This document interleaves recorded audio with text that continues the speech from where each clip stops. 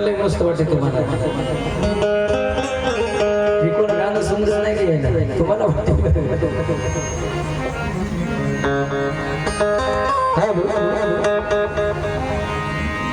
करोड पुस्तकांना छान रे भिमाने, सत्य काय आहे ते जाणिले भिमाने, विचाराला कसोटीवरी हासिले मनोज राजा, तेव्हाच ज्योतिबाला गुरु मानिले भिमाने.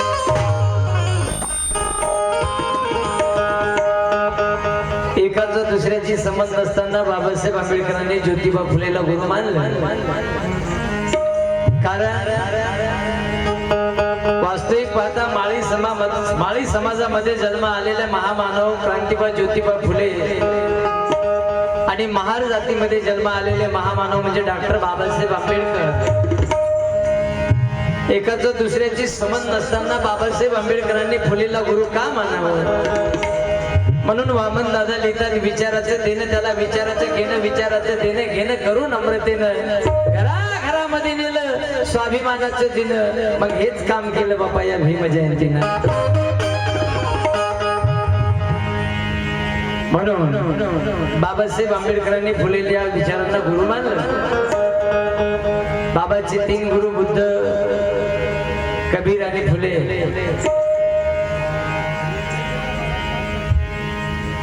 त्या बाबा प्राथमिक शिक्षण घेत असताना त्यांनी या देशामधली सामाजिक लढाई बुद्धाच्या विचाराने जिंकली. असं बोललो तर काही वावगं ठरणार नाही. कारण प्राथमिक शिक्षण घेत असताना बाबासाहेबांच्या डोक्यामध्ये बुद्ध होता ते कदापि बाबांनी कोणाला कळू दिलं नाही. आपल्या पुढे प्रश्न उभा राहतो की प्राथमिक शिक्षण घेत असताना बाबाला बुद्ध दिला नाही.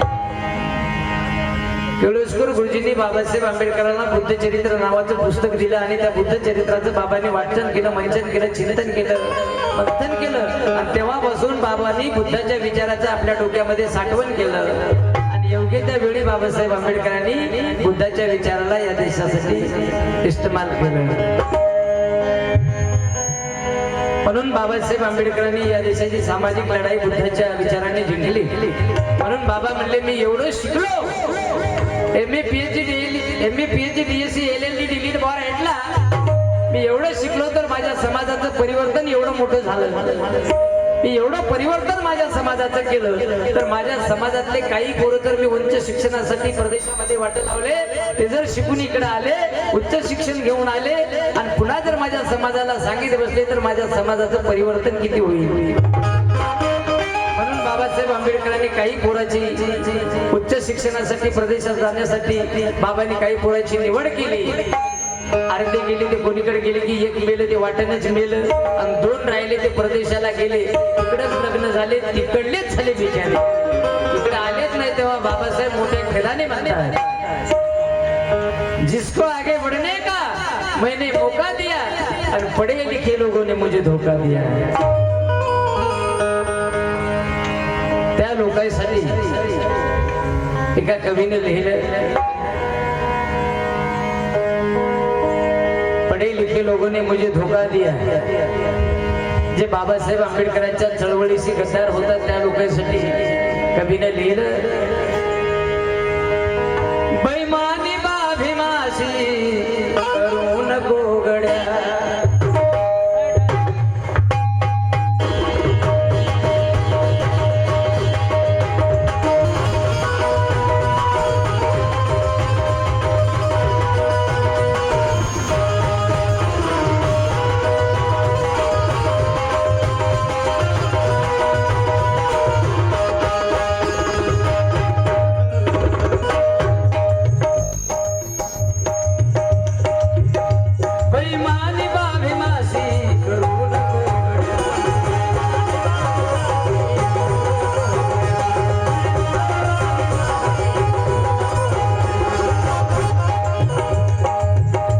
बेईमानी बाभिमासी करू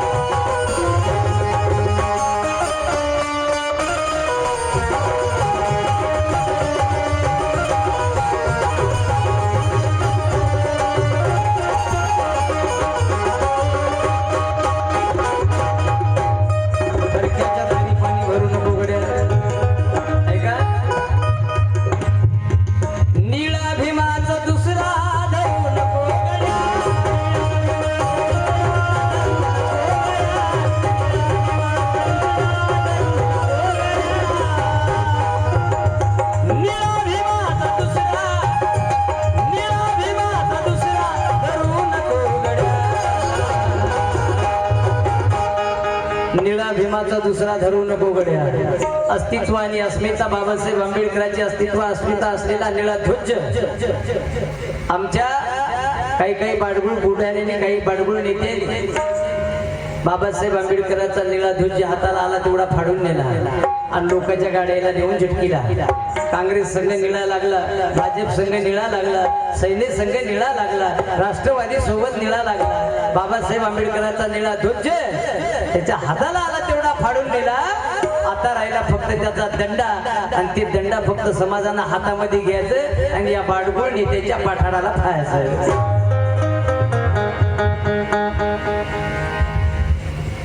इकार से मत देखो इन झोपड़ी को, इनमें तो क्रांति पलती है, बगावत पर हम आते नहीं, ये तो हमारी गलती है. अगर बगावत हम करते तो पूरा जमाना हिला देते थे. माँ कसम इस देश में कानून अगर बाबा का ना होता तो ये जय भीम वाले पूरा भारत जला देते थे. अशी परिस्थिती आहे. बाबासाहेब आंबेडकरांचा अस्मिता असलेला निळा ध्वज सर्वांनी तुकडे तुकडे केले.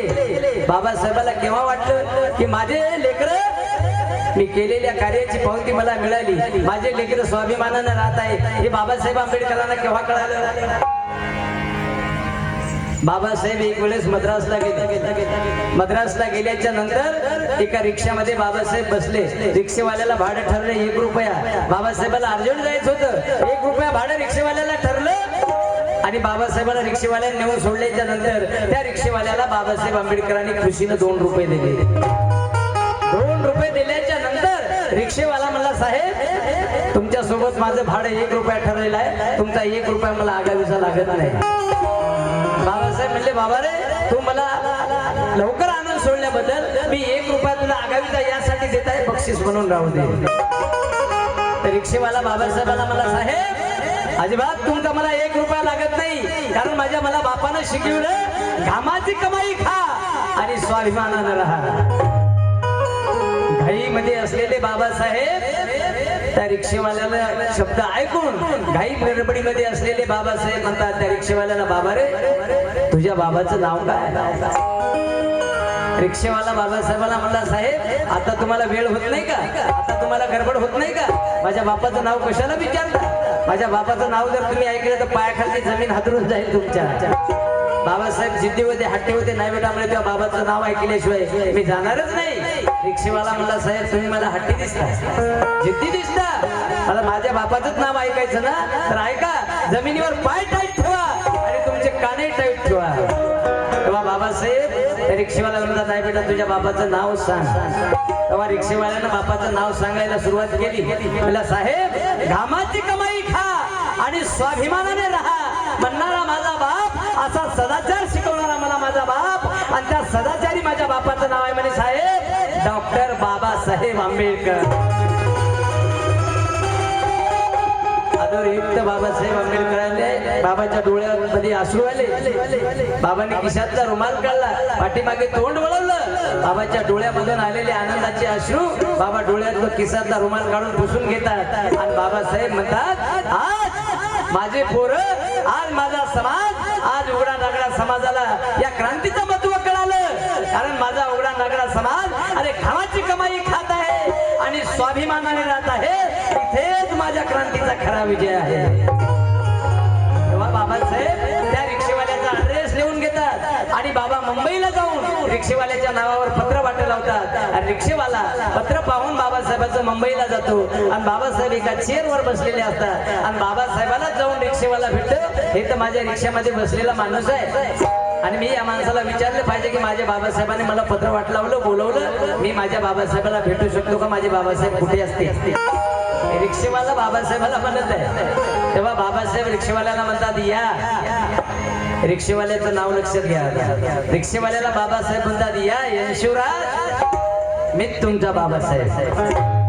तेव्हा यशवराजनं आदरयुक्त बाबासाहेबांचं वंदन केलं आणि यशवराच्या डोळ्यामधून अश्रू आले, आनंदाचे होते आणि यशवराजला बाबासाहेब आंबेडकरांनी संदेश दिला. त्या पिरियड मध्ये काय, अरे यशवराज मी आपल्या समाजाला समाजकारण करण्यासाठी भारतीय बुद्ध महासभेची स्थापना केली. आपल्या जवान पोरांनी समाजाचं रक्षण करावं, संरक्षण बाबासाठी समता सैनिक दलाची स्थापना केली आपल्या पोरांनी, आपल्या समाजाने. आता आपल्याला राजकारणही करायचं आहे, म्हणून मला रिपब्लिकन पार्टी ऑफ इंडियाची स्थापना करायची आहे. बाबासाहेब मदत करायची आहे. तेव्हा यशवराजला हे सांगितल्याच्या नंतर बाबाचं महापरिनिर्वाण झाले 56 ला आणि रिपब्लिकन पार्टी ऑफ इंडियाची स्थापना झाली 1957 ला. आणि 57 ला रिपब्लिकन पार्टी ऑफ इंडियाची स्थापना झाली. तेव्हा रिपब्लिकन पार्टी ऑफ इंडियाचे पहिले राष्ट्रीय अध्यक्ष आहेत आणि त्या अध्यक्षाचं नाव आहे, त्या रिक्षेवाल्याचं नाव यशवराज. आणि म्हणून आता कोणाचे झेंडे धरायचे सोडून द्या. निष्ठावान कार्यकर्ते आले, आमचे वडजे साहेबांसारखे, आमचे घाटे सरांसारखे, याच्यासारखे जर मन मिळावं माणसं आले तर याच्या सोबत तुम्हाला राजकारणामध्ये हिंडायला काही हरकत नाही. पण 15 दिवसाला कवा आमच्याकडे येऊन पाहत नाही, 5 वर्षी त्याला आमचं ध्यान येत नाही. आणि 5व्या वर्षी म्हणलं की तुम्हाला 300 देतो, चला मग झेंडा धराय म्हणलं, गळ्यात दस्ती टाकली की खांड्याच्या खांड्या जातात. पोतराजाचे देवकर्णीचे खांडे कसे राहतात तुम्ही वानेर पाहिले काय? वानेराच्या खांड्याच्या खांड्या राहतात, त्याच्यामध्ये 7-8 वानेरनी आणि एक माळ्या. तशी आमची बाया तिथं झाली. एक येते टिकलांग कावड्या, मया मागे 10 बाया हातमध्ये द्या मला पैसे, 10 घेऊन खिशात घालते रुमाल, निघते ते वरे तोंड करून. काय चळवळीचा बाजार कळायला पाहिजे. एवढं बाबांनी आम्हाला स्वाभिमानाची भाकर मिळाली. अरे काय बाबासाहेबांच्या नावावर कोण कोण भरते माहित आहे? भिकारी मागतात बाबा तुझ्या,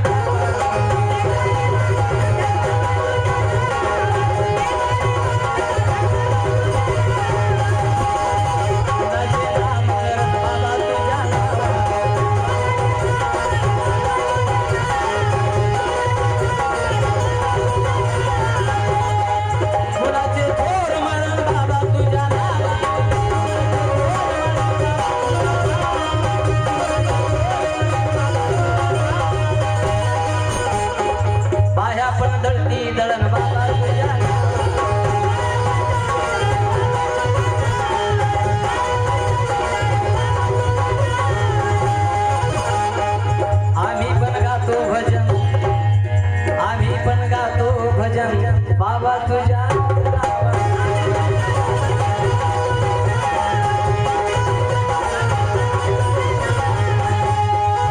आम्ही पण गातो भजन बाबा तुझ्याच नावा. एवढं बाबांच्या नावावर. आणि म्हणून कवीने लिहिलं, झेंडा भीमाचा दुसरा धरू नको,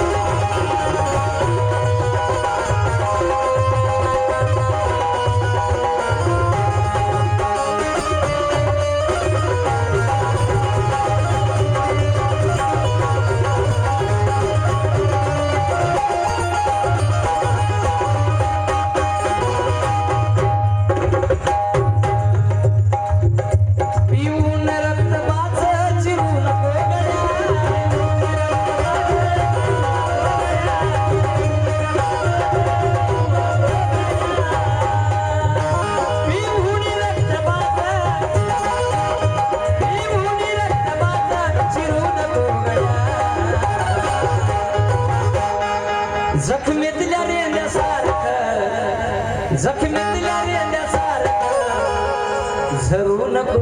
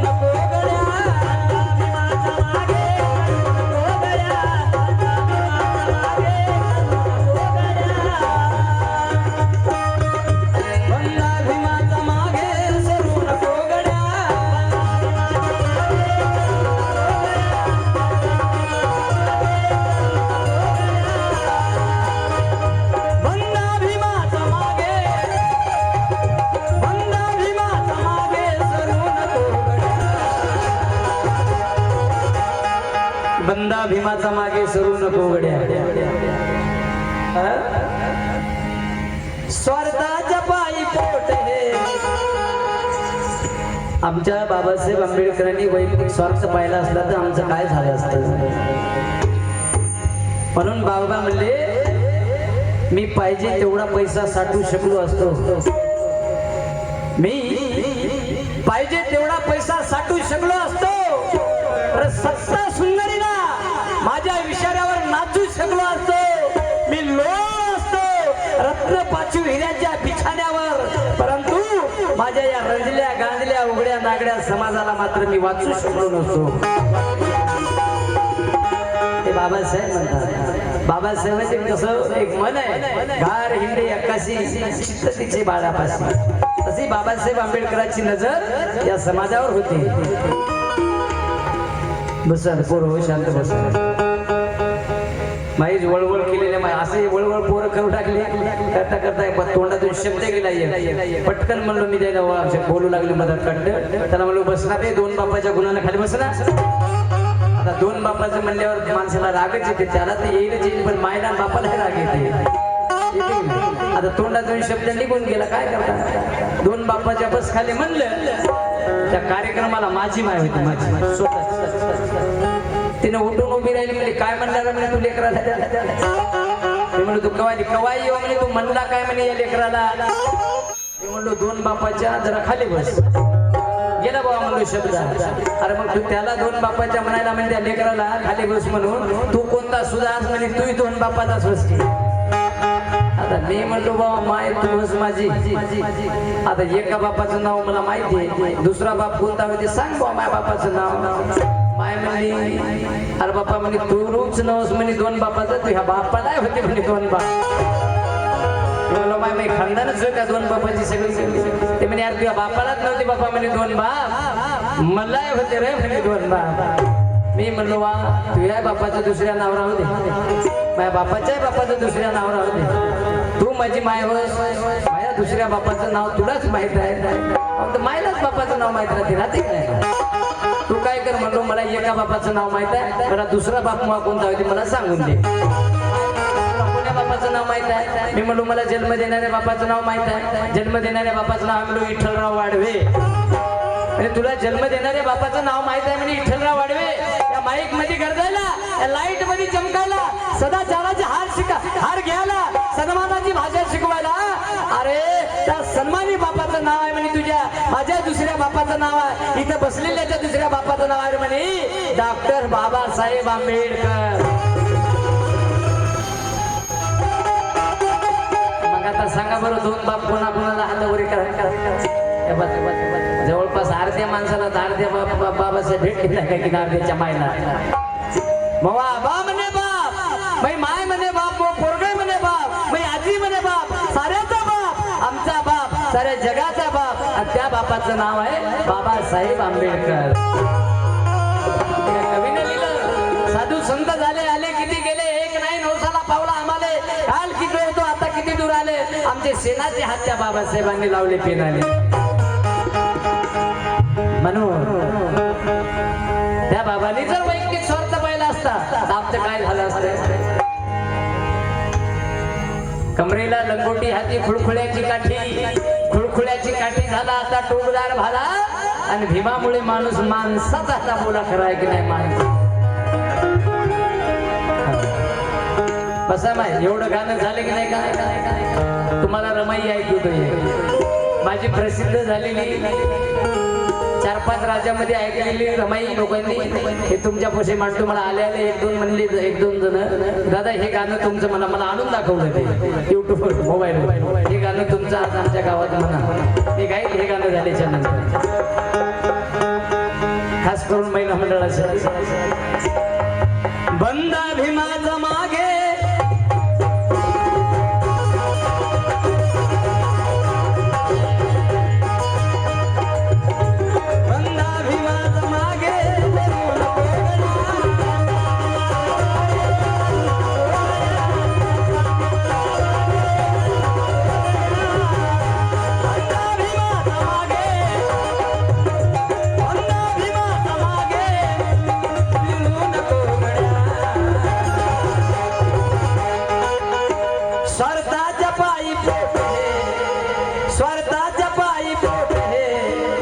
प्रसाद आली ते तुझ्या हाती तूप आलं तुझ्या हाती साय मग समाजाचं काय बापू या समाजाचं काय नेहमी राहतो नटून खटून सांगदारी गाडी आली तुझ्या कुठून जातोस बार मध्ये खातो कोंबडीचे पाय मग समाजाचं काय रे बापू या समाजाचं काय दादाने लिहिलं आणि म्हणून स्वार्थाच्या पायी भरू नको